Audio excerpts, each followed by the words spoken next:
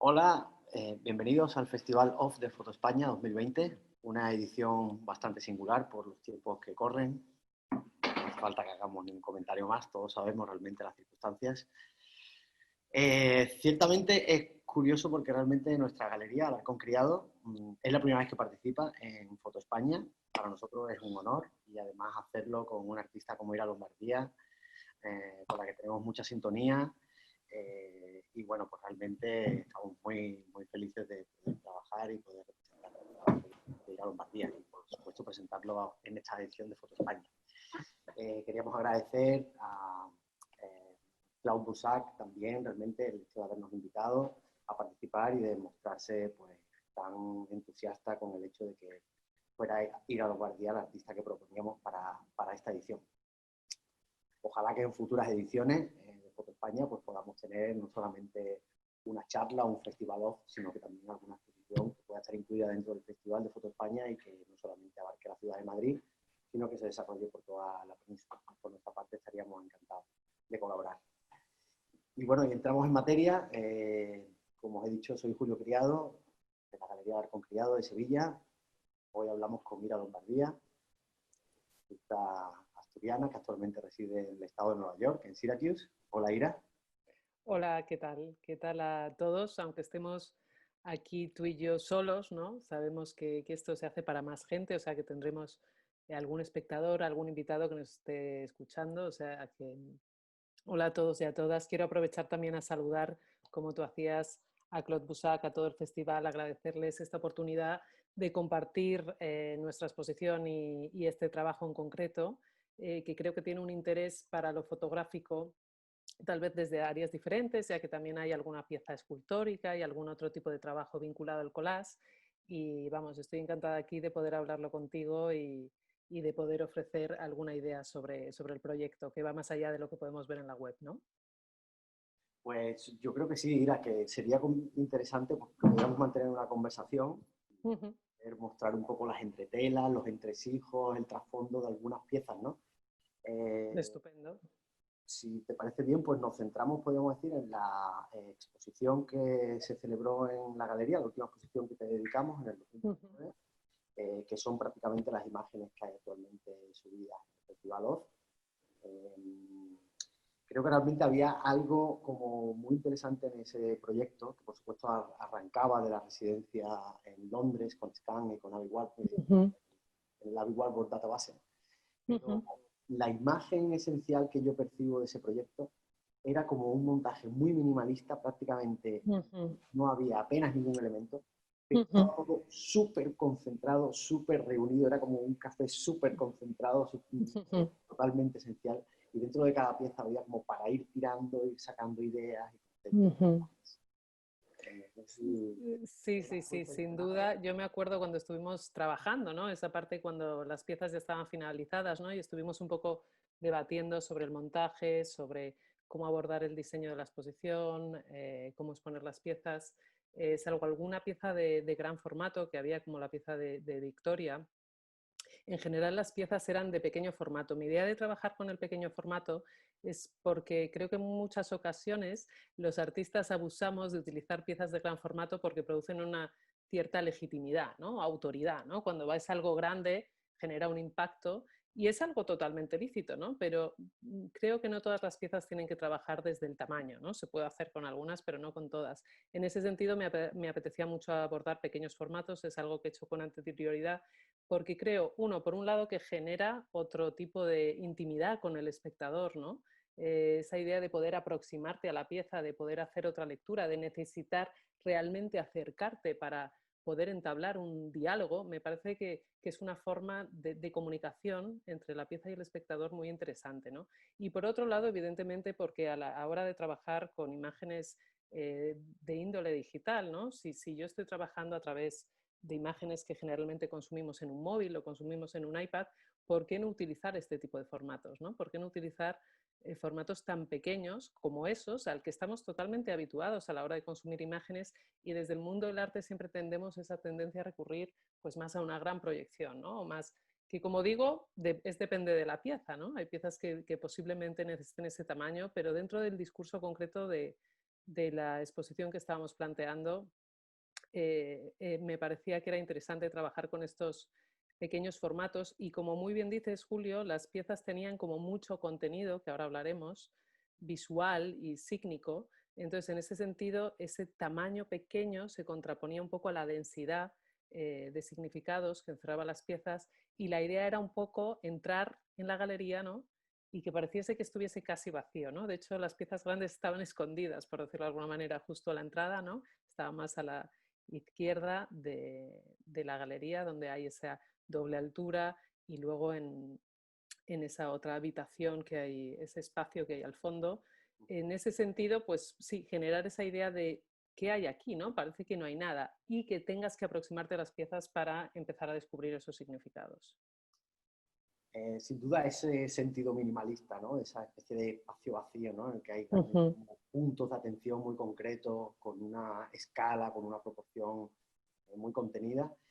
Creo que era uno de los aspectos más destacados de este proyecto. Por otro lado, también me gustaría que habláramos de ese conflicto también intencionado ujú, entre los materiales, entre los ujú, elementos. Es decir, realmente cómo generar esa especie de choque o tensión entre ujú, una imagen clásica, digamos una Venus, que también una mujer ujú, apelando a la idea de Venus y a la imagen estereotipada en el arte clásico del arte, ajá, contrastado con todo ese mundo, podríamos decir, de imágenes que flotan por internet, que ya no son ni siquiera físicas, y que apelan ujú, a Venus desde otro plano, desde otro esquema, de otro prisma, ¿no?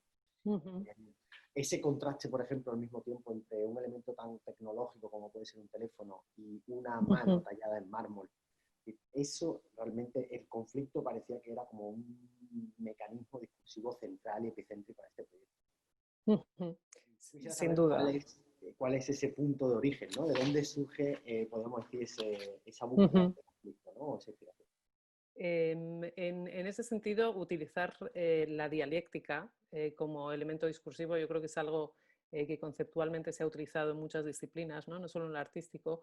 A mí me interesa, como tú bien has dicho, más la idea de conflicto que de dialéctica, y aunque sean dos cosas las que se contraponen, ir un poco más allá y que sea el propio conflicto el centro, ¿no? No hay una búsqueda como de una tesis, síntesis, antítesis, ¿no? No queremos sacar una conclusión. El conflicto en sí mismo sería esa conclusión, ¿no? En todos mis procesos, como tú dices, hay y hay un interés por el conflicto y también por las cosas que no son visibles en las piezas, ¿no? Por ejemplo, en esta exposición, todo lo que es el tema lingüístico, la semántica, trabajar con las palabras está muy presente, pero son cosas que de primeras no ves en la pieza. Me interesa la fotografía como algo que trabaja también con entidades no visibles, ¿no? ¿Qué es lo que se queda fuera? ¿Qué son las ausencias? ¿Qué es lo que conecta dos imágenes? ¿No? En ese sentido, en la pieza que hablabas de la escultura, en el móvil, se ve una mano, que tal vez podemos ver el vídeo, que va pasando imágenes, ¿no? Y al pasar las imágenes hay un espacio negro, ¿no? Ese espacio negro es el espacio que a mí me interesaría habitar, ¿no? ¿Qué es lo que se esconde cuando conectamos una imagen con otra? ¿Qué es ese espacio intermedio? ¿Qué es ese intersticio? ¿Qué es ese salto, ¿no? Ese es como el material que en el fondo intentas trabajar también a la hora de contraponer materiales tan diferentes como el mármol o un teléfono móvil, ¿no? No se trata solo de cada material en sí mismo, ¿no? Sino de todo lo que hay entre medias, ¿no? De esa distancia, aunque uno esté en contacto con el otro porque se está sujetando con la mano, estás hablando de la distancia, de la cercanía, que tiene que ver con esa idea de aura de la que nos hablaba Walter Benjamin, ¿no? Estás hablando de una serie de tensiones que van más allá de lo que estamos viendo en la pieza, ¿no? Creo que muchas veces nos acercamos al arte solo desde lo visible, especialmente cuando trabajamos desde la fotografía, y la fotografía sin duda es mucho más, es todo aquello que no vemos en la pieza, ¿no? También.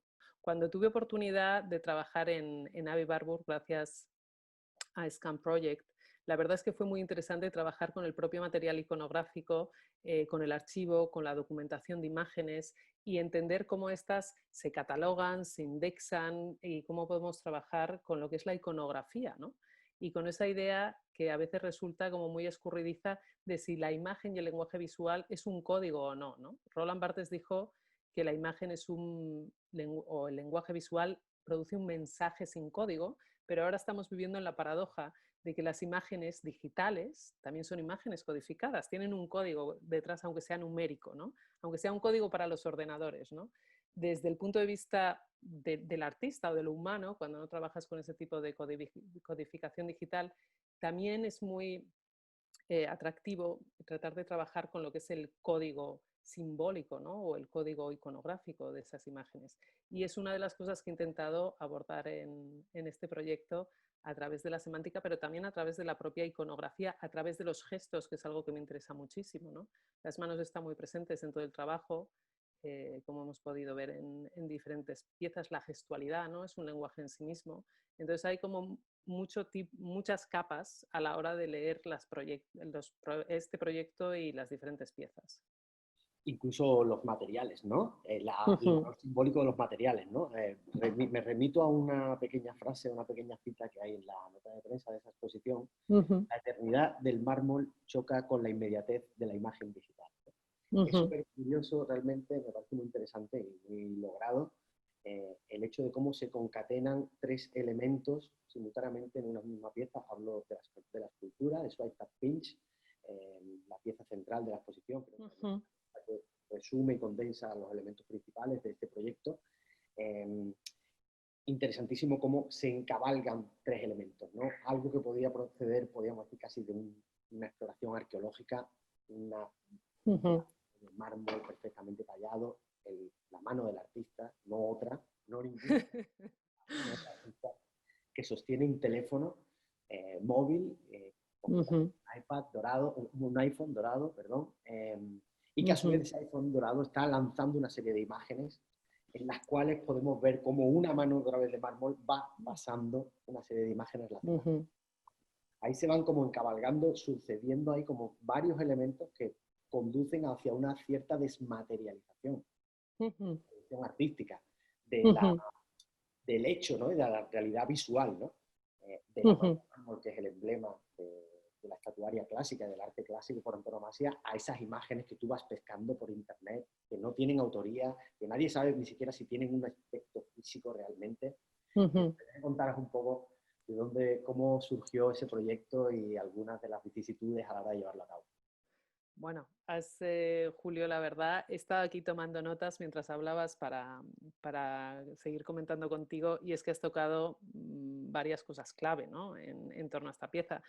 Por empezar por el final, la idea de desmaterialización, ¿no? Es algo que me interesa muchísimo, ¿no? Creo que hay una serie de vasos comunicantes entre lo que surgió en el movimiento artístico o antiartístico, podríamos llamar, o antimovimiento en los 70, ¿no? Con todo lo que fue la desmaterialización del arte y procesos que estaban vinculados a la desmaterialización fundamentalmente de lo escultórico a través de la imagen fotográfica, que es muy interesante, y ese ansia por desmaterializar el artefacto artístico, ¿no?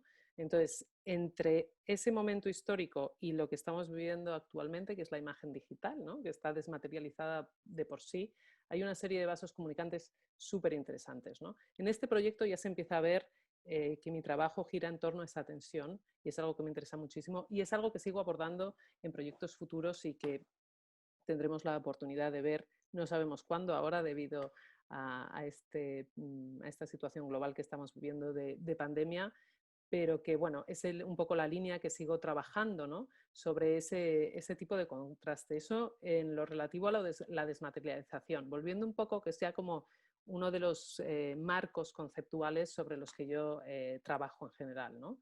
En la pieza en concreto de Swipe Tap Venus, que habla también de los gestos, ¿no? Del swipe, que es pasar imágenes, tap, y Venus, ¿no? que es la diosa sobre la que gira esta pieza. Había una serie de cosas que me apetecía mucho trabajar. Por un lado, también esas tensiones entre lo escultórico y la imagen fotográfica, ¿no?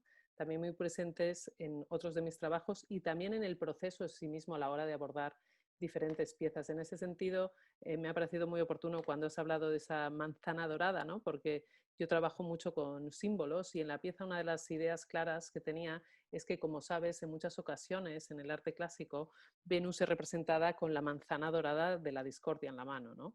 Hoy la manzana dorada de la discordia es un Apple, un iPhone 6 Plus dorado, porque lo puedes elegir dorado si quieres. Entonces, en el fondo, cualquier cosa que hay en esta pieza tiene un referente, ¿no? Igual no siempre es legible, pero está ahí, ¿no? Para quien quiera investigarlo. Y luego hay esa contraposición, como tú dices, entre el mármol, que es un material de por sí duro, frío, eterno, como bien dices, totalmente vinculado al arte clásico, y las imágenes digitales que todavía no tienen una validez clara dentro incluso del mundo artístico, ¿no? Empiezan a ganársela, pero todavía se están legitimando, por decirlo de alguna manera, ¿no? Entonces sí, surge como una especie de conflicto entre los tiempos, sufre un conflicto entre la idea de distancia. Otra cosa que me parecía muy interesante es que la mano en nuestro brazo, como bien decías, que es una reproducción exacta de mi brazo, pero la distancia que nosotros tenemos cuando, por ejemplo, nos hacemos un selfie, todo está medido por nuestro brazo, ¿no? Parece que la distancia entre nosotros y el mundo es la distancia de nuestro brazo, ¿no? Entonces, esa idea de trabajar en torno al brazo, la mano del artista, ¿no? Que es un tema también clásico, ¿no? Nuestra manualidad es la que produce las cosas, ¿no? Es como una especie de mito en sí mismo, ¿no? Lo que es la mano y el brazo del artista, ¿no? O esa pieza que me pareció muy inspiradora de Bruce Nauman, que es From Hand to Mouth, ¿no? From Mouth to Hand, del año 1967, ¿no? Que es una pieza fantástica que habla del lenguaje, ¿no? Entonces, hay una serie de referentes que sirvieron para meterme en el lío mayúsculo de producir esta pieza, que creo que antes de hacerla no sabíamos lo que iba a pasar, pero que fue una cosa absolutamente complicada, ¿no? Tú conoces bien el tema de la producción, si quieres lo podemos abordar ahora, pero la verdad es que en un sentido más de producción y de proceso fue una pieza realmente complicada. Y mira que no es muy grande, ¿no? Pero fue muy compleja. Bueno, es curioso porque realmente Ira, tú estás desde hace prácticamente 2 años ya en Estados Unidos. Esta pieza se hizo a medio camino una parte en Estados Unidos, todo lo que sería el mundo digital, de lo que sería pues el vídeo, el montaje del vídeo, la animación, que tengo alguno de tus alumnos a llevarla a cabo, el modelado 3D, pero después toda la ejecución, podríamos decir, vino aquí al viejo continente y tuvimos que recurrir a artesanos y a escultores y a talladores de piedra.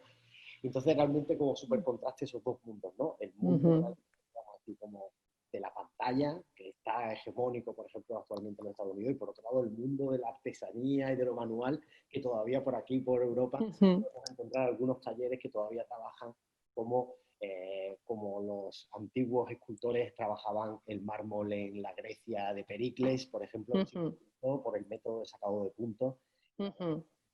Han sido unos procesos muy complejos. Realmente eres muy valiente a la hora de asumir este tipo de proyectos porque realmente se asumen unos riesgos en la que cualquier cosa te puede fallar todo el proceso, pero la verdad es que es un auténtico milagro que se hayan llevado a cabo las piezas y que las hayamos podido disfrutar. Y la verdad, yo te animo, sé que te vas a seguir metiendo en este tipo de líos. Y me gustaría saber realmente, además, qué futuro tienes. Cuéntanos un poco qué estás tramando allí en Estados Unidos, qué podemos ver próximamente de tu trabajo.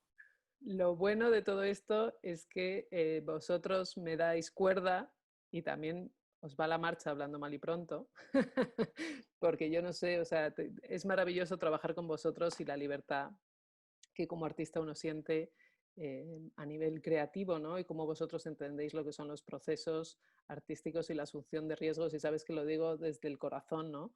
Porque hay veces que la relación igual galerista-artista, no sé, puede ser complicada, puede ser... con vosotros es todo muy fácil, ¿no? Y os agradezco mucho esa facilidad, ¿no? Y ese entendimiento que vosotros tenéis con este tipo de proyectos que, como bien dicen, no sabes por dónde va a salir. Tú sabes que con la mano se rompieron tres piezas, yo creo, antes de conseguir la pieza definitiva. Como bien dices, fue un proceso híbrido en el que se mezcló la imagen digital con con una serie de una fotogrametría, primero de mi mano, después con una serie de un proceso croma. Hicimos también lo que era el dedo que iba dentro de la imagen, que hicimos también un vídeo collage que iba dentro del vídeo, y luego toda la parte escultórica, que como bien dices, trabajar el mármol y en un sentido realista hoy en día. Tuvimos que mezclar tanto procesos digitales como totalmente artesanos y manuales, y fue muy complicado, pero también es lo bonito de la pieza, ¿no? Que respira de esa cosa híbrida y que ese conflicto del que tú hablabas ha estado presente en el propio proceso, ¿no? Por muy complejo que haya sido, también es lo que le da sentido a la pieza. Y ahí sigo metiéndome en líos, ¿no? creo que los artistas tenemos que asumir riesgos, ¿no? Creo que nos tenemos que salir de nuestra zona de confort. Ahora estoy trabajando en un proyecto de amplio recorrido, que en el fondo este mismo proyecto está dentro de él. Se llama Jetlag, o yo lo llamo Jetlag, que como sabes hace referencia a cuando te encuentras mal porque viajas entre diferencias horarias. Últimamente mi vida desde que trabajo aquí ha implicado mucho viaje, no ahora con el confinamiento, pero sí viaje a nivel temporal, ¿no? En las piezas hemos viajado de la Grecia clásica a la imagen digital, ¿no? Y entonces sigo un poco debatiéndome en esa idea de los viajes, de la sincronía, del tiempo, de la distancia y poner en común un poco lo que es la retórica de la dinámica postmoderna con la cultura digital. Así que ahí seguimos, metiéndonos en líos. Bueno, tengo conocimiento de que estás en conversaciones con un museo, con un centro de arte. Seguramente lleves a cabo un proyecto próximamente con ellos. Que titulas Jetlag en principio, ¿cierto? Sí, así es. Sí, estamos trabajando. Lo que pasa es que ahora, con todo esto del COVID, como sabes, pues las cosas se quedan un poco en stand-by. Entonces iba a ser algo más reciente, pero se va a alargar un poco en el plazo. Pero sí, estamos trabajando con un museo aquí en Estados Unidos en un proyecto de amplio recorrido que tiene una dinámica a nivel conceptual similar al proyecto que hemos presentado con vosotros en la galería, pero también con otro tipo de conceptos y de procesos, tanto a nivel formal como conceptual. O sea que yo creo que va a ser interesante. Estoy metida de lleno en él. Me he vuelto a liar, ¿no? Estoy saltando un poco también a la instalación, a otro tipo de piezas, porque me gusta complicarme la vida y siempre intentar ir un pasito más allá, ¿no? En esta idea de tratar de entender qué es lo fotográfico al final, pero hacerlo desde la periferia y desde todo lo que no es casi fotografía en sí mismo, ¿no? Bien. Bueno, pues yo sabía que esto no nos iba a dar para mucho, 20 minutos. Pero bueno, espero que por lo menos hayamos despertado la curiosidad y hayamos realmente pues, dado algunos tips para poder recorrer tu obra con una mayor profundidad y con un mayor conocimiento por parte de los espectadores.